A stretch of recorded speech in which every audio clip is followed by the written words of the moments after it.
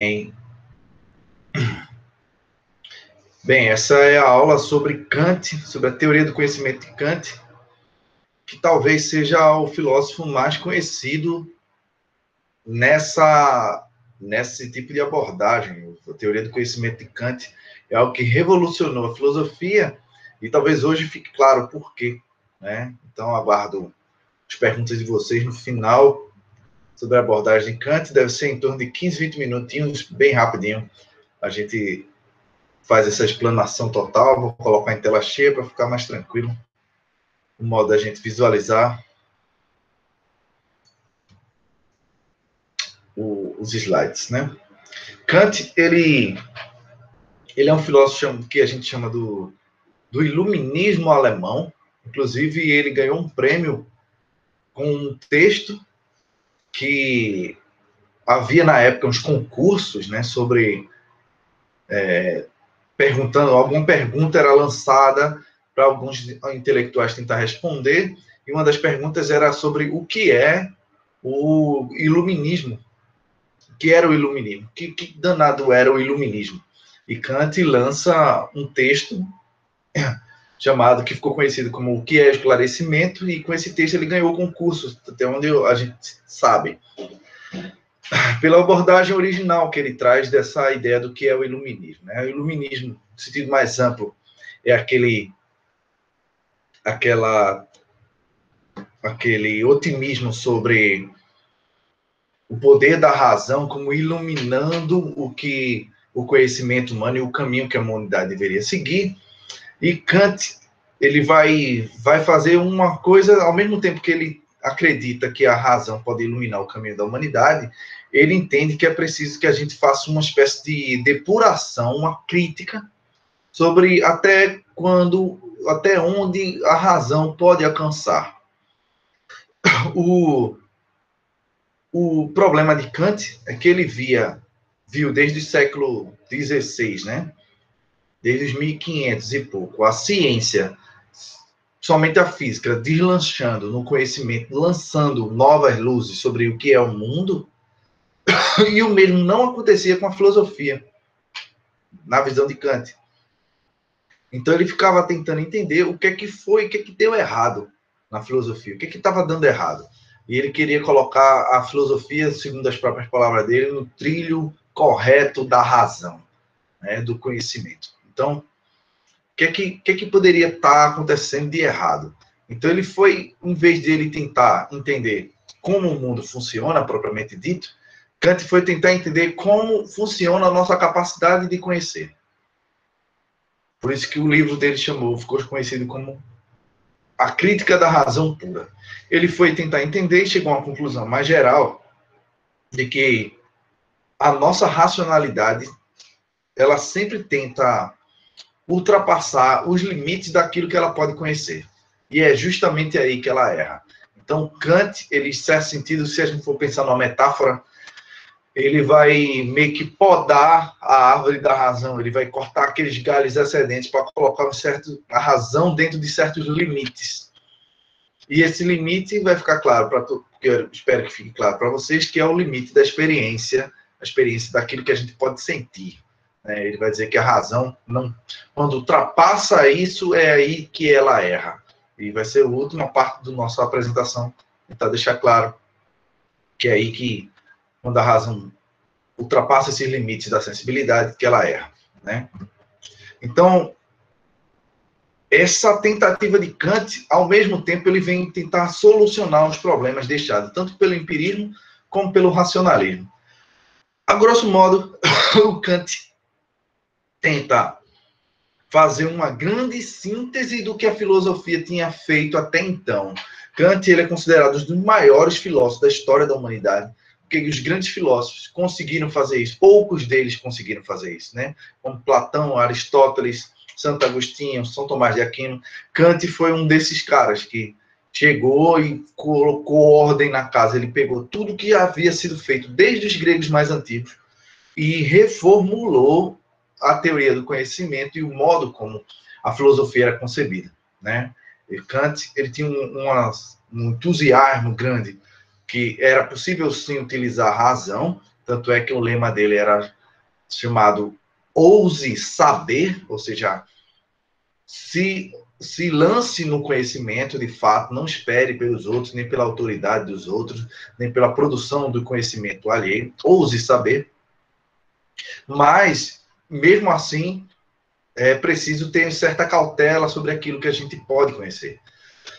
Então, o empirismo deixou problemas, o racionalismo deixou problemas, mas, ao mesmo tempo, deixou também um legado, né? Enquanto o empirismo ele deixa um legado interessante, dizer que o conhecimento inicia com a experiência, ou seja, o pontapé inicial do conhecimento é a experiência.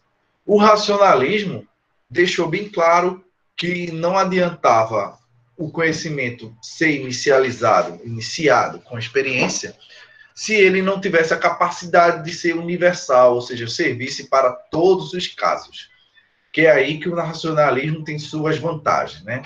De que o conhecimento racional, utilizado pelo racionalismo e pelo método indutivo, é um conhecimento que vai dizer que os seus objetos, o modo como ele trata, a partir da razão, que despreza um pouco os sentidos, é um conhecimento racional, utilizável em todos os casos possíveis. Então, Kant pensou, como é que eu uno essas duas vantagens, né? Como é que eu falo de que o conhecimento pode começar com a experiência, ao mesmo tempo que ele tem que ter a capacidade de valer para todos os casos.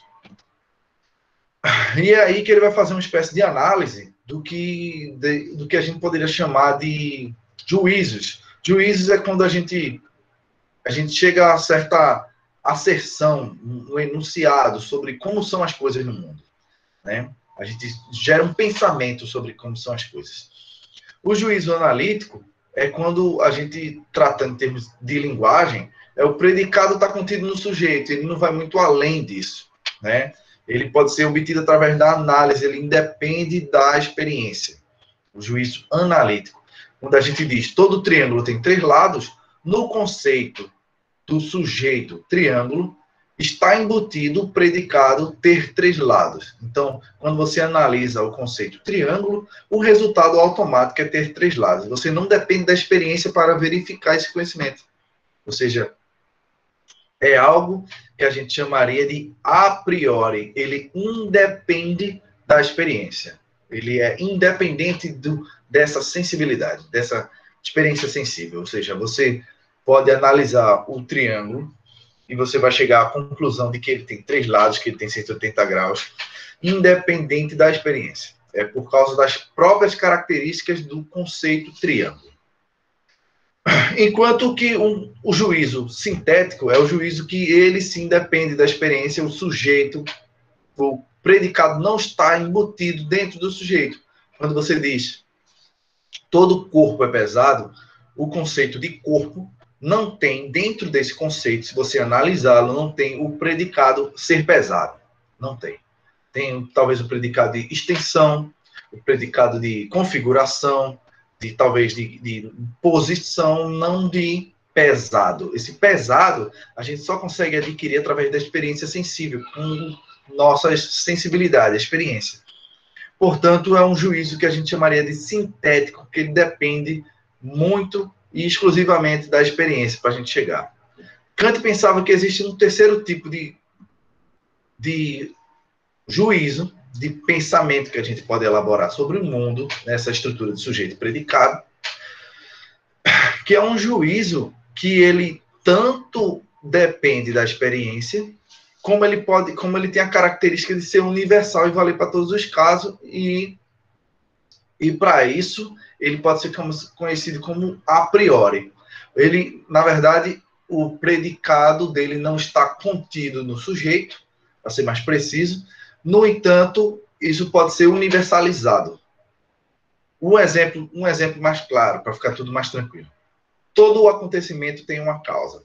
Se você analisar o conceito acontecimento, não vai ter dentro desse conceito acontecimento o predicado ter uma causa. Não tem. Acontecimento é simplesmente algo que está ali. Ele não tem dentro dele, o predicado tem uma causa. No entanto, esse enunciado, esse juízo, todo acontecimento tem uma causa, ele é universalizável, porque porque isso sempre acontece. Todo acontecimento sempre tem uma causa, portanto, ele é um juízo a priori também. Logo, ele é um juízo sintético a priori, é um juízo que aparece muito na física. Você falar que todo acontecimento tem uma causa, ou seja, é algo que une a experiência e une a racionalidade. Era esse tipo de juízo que Kant tentava entender. Como é que isso funciona? Como é que a gente consegue chegar a juízos que tanto tem um pé na experiência como tem um pé na universalidade? Isso para Kant era um mistério, porque nem o empirismo explicava, nem o racionalismo explicava. Então era preciso uma nova teoria, uma nova teorização para poder chegar a esse entendimento do que eles chamam de juízos sintéticos a priori, né? Muitos críticos de Kant vão dizer que esse juízo simplesmente não existe. Se você fizer uma análise bem clara, ou ele vai ser a priori ou vai ser sintético. Essa seria uma espécie de forçação de barra de Kant. Aí Kant vai dizer que a estrutura do conhecimento é diferente um pouco do modo como os outros filósofos conceberam, né? Ele vai falar de uma estrutura que ela tem um elemento chamado de sensibilidade, que é a nossa capacidade dos objetos chegarem a nós, dá para dizer assim, de nos afetar, e o entendimento, que é a capacidade da gente de categorizar os objetos, de classificar os objetos, de dar características aos objetos. Ou seja, os objetos chegam a nós através dos sentidos e nosso entendimento classifica, categoriza e distribui esse objeto de acordo com determinados predicados, dá para dizer assim, determinadas características. E é aí que é necessário a gente entender uma coisa que é fenomenal em Kant. Fenomenal, até um trocadilho ruim, né? É algo excepcional em Kant, que é algo que ele mudou bastante a história da filosofia, porque para Kant, ele dizia que o erro metodológico de quase todos os filósofos foi fazer o entendimento humano, a cognição humana, girar em torno dos objetos para tentar conhecê-los. Ele disse que isso foi um erro. Ele disse que era preciso fazer uma espécie de revolução copernicana. A ideia é dizer, enquanto as pessoas pensavam que a Terra era o centro do universo, dava tudo errado. Quando a gente começou a colocar o Sol como o centro do universo, os cálculos começaram a dar tudo certo. Pois foi a revolução que Copérnico fez, segundo Kant. Então, a ideia é fazer uma revolução semelhante. Em vez da gente fazer a razão ficar girando em torno dos objetos para tentar conhecê-los, vamos fazer com que os objetos girem em torno da nossa estrutura de conhecer. Ou seja, vamos mudar o foco do objeto para o sujeito. E o sujeito ser aquele critério que realmente fundamenta o conhecimento dos objetos. Nisso, ele faz uma distinção interessante entre fenômeno e númeno. Fenômeno é o modo como os objetos aparecem para nós. Exatamente tudo que vocês estão vendo agora, sentindo, tocando, todos os gostos, todos os sons, todas as cores, texturas, dureza, tudo que vocês estão vendo ao redor, tudo que vocês chamariam agora de realidade, para Kant é o fenômeno. É aquilo que aparece para os sentidos de vocês. Tudo que está acontecendo exatamente agora, inclusive seus estados mentais, tudo são fenômenos. É algo que aparece para o sujeito. E o que é o número? Número é aquilo que a gente pode dizer que é a coisa como ela é, a coisa em si. Para Kant, a gente só pode conhecer os fenômenos, como o objeto aparece para a nossa sensibilidade. A gente nunca pode conhecer os objetos como eles são em si mesmos. Ou seja, Kant cria uma distinção em uma espécie de barreira em que os nossos sentidos nos aprisionam. Ou seja, a gente nunca sabe como a realidade é em si mesmo, a gente só sabe como a realidade é para nós, do modo como nossa sensibilidade capta e nosso entendimento categoriza. Numa metáfora interessante, né, para quem já viu o filme Matrix, no filme Matrix, no final do filme 1, quando o cara morre e ressuscita, ele consegue enxergar como a realidade é em si mesma, dá para dizer assim. Ou seja, como são os códigos em si. Né? Antes disso, ele via o modo como todas as pessoas viam, né? Todos os objetos como eles eram de verdade. Depois ele consegue enxergar a realidade como ela é em si mesma, né? Não é exatamente como Kant diria essa metáfora aí, mas ela é interessante para dizer que ele, como se ele tivesse ido para além da barreira que os sentidos projetavam e chegou ao conhecimento em si dos objetos, né? Kant diria que isso é impossível para nós, seres humanos, e ele vai mostrar como. Primeiro, porque nossa sensibilidade ela produz o que eles chamam de intuições dos objetos. Intuição é o conhecimento imediato do objeto. Ele vem pronto, dá para dizer assim, né? Ele vem em bloco. E o que essa intuição de um objeto é? Né? A gente intui o objeto. A gente é uma capacidade que a gente chamaria de passiva, né? Intuir um objeto. A gente consegue intuir um objeto porque a gente tem, para Kant, duas formas, né? O objeto, o mundo nos fornece uma matéria e nossa sensibilidade informa essa matéria. Na linguagem de Kant. O mundo é a matéria, nós, sujeitos, somos a forma.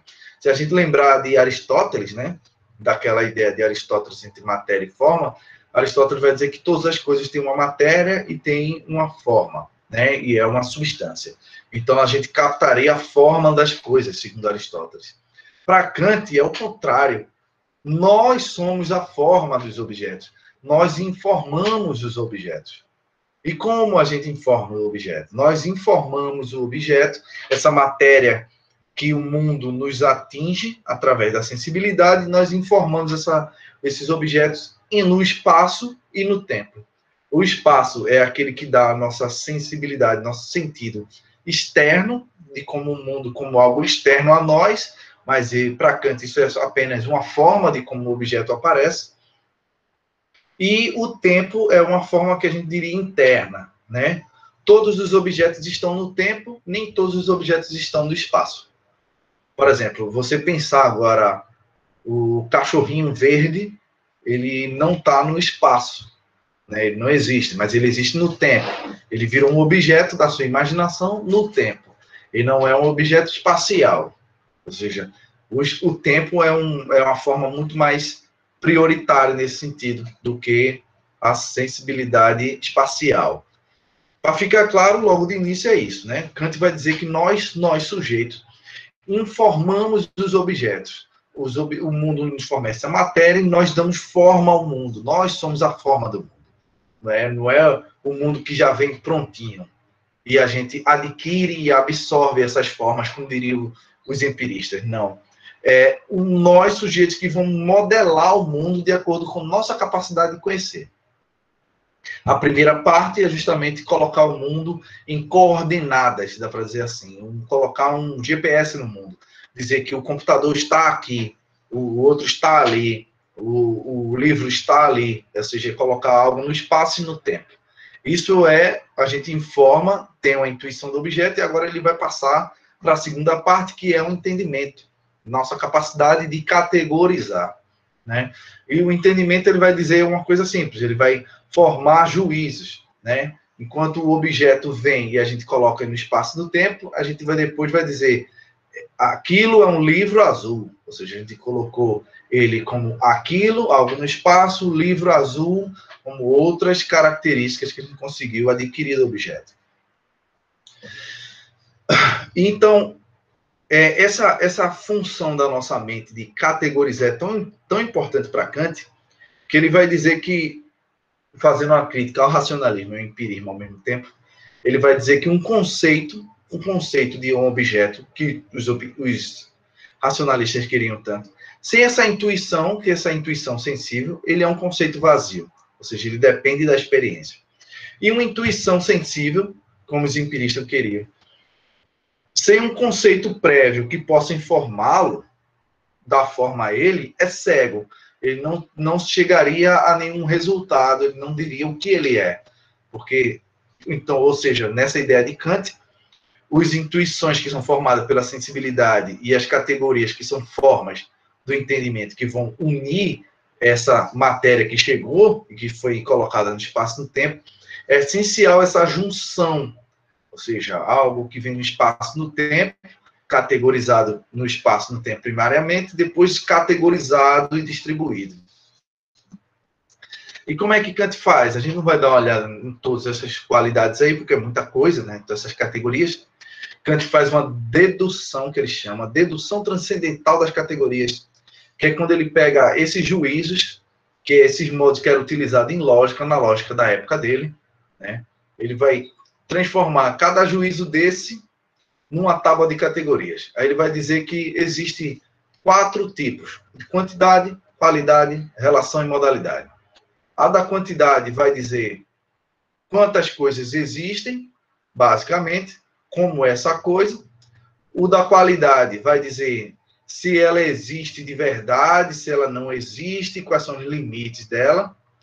A da relação vai dizer quais são as relações que ela tem com as outras coisas, principalmente de causalidade, né? Essa de causalidade é fundamental, porque, se vocês lembram, Hume dizia que essa ideia de causalidade nossa era um hábito, que a gente aprendia com experiência, mas ele não tinha validade, porque era só um hábito.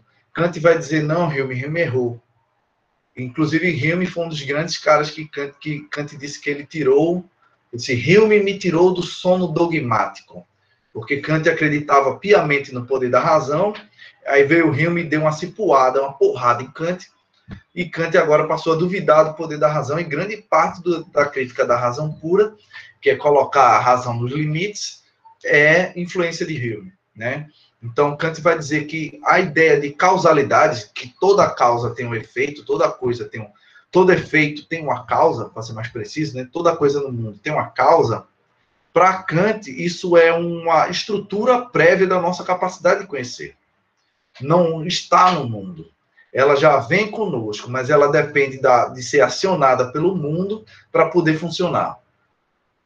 Ou seja, o conhecimento não tem sua origem, ela não tem sua origem, não deriva da experiência, mas ele inicia com a experiência. A experiência bota nosso maquinário para funcionar, dá para dizer assim.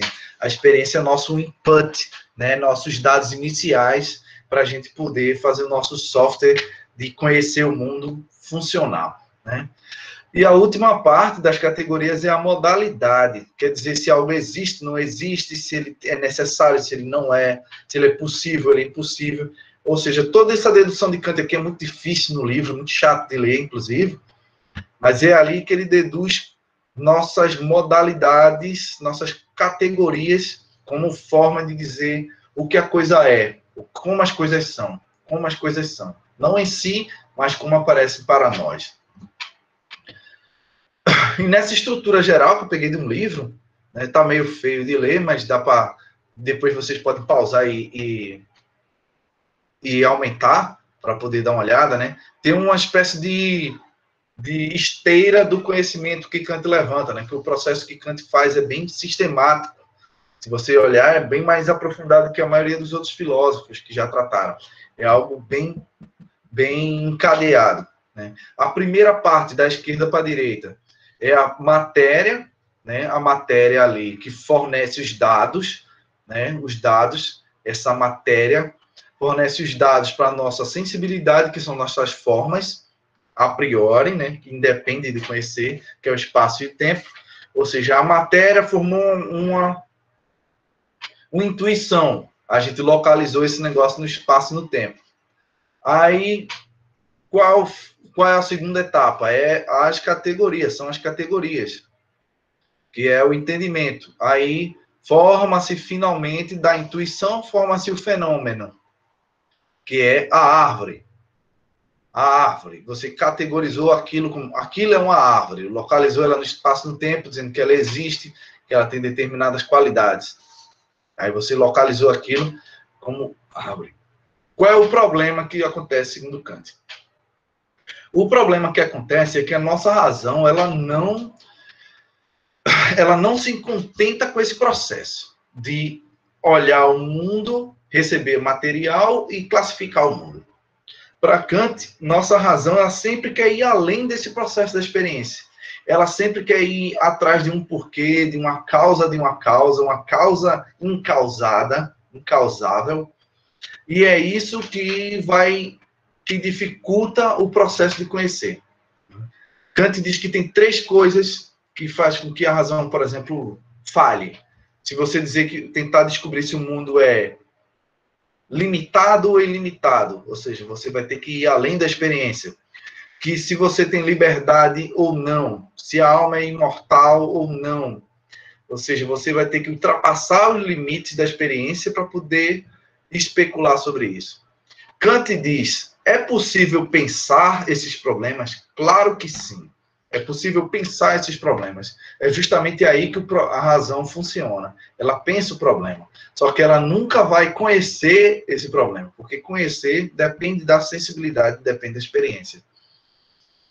Então, para Kant, a razão ela serve para tratar do espaço, no espaço que sobrou no processo de conhecer, que independe dessa experiência, que é a ética. A ética ela não trata do que é, mas do que deve ser, do dever ser. Então, eu posso especular, criar um elemento que é para além da experiência sensível, através do meu uso racional, que vai servir para a ética, não para a teoria do conhecimento. Ou seja, dentro desse esquema kantiano, conhecer o mundo é sempre conhecer algo que vem a partir dos sentidos, e esse conhecimento que vem a partir dos sentidos, ele vai ser, sim, em grande parte, universalizado a partir das nossas categorias. Ou seja, a matemática funciona assim, porque nossas estruturas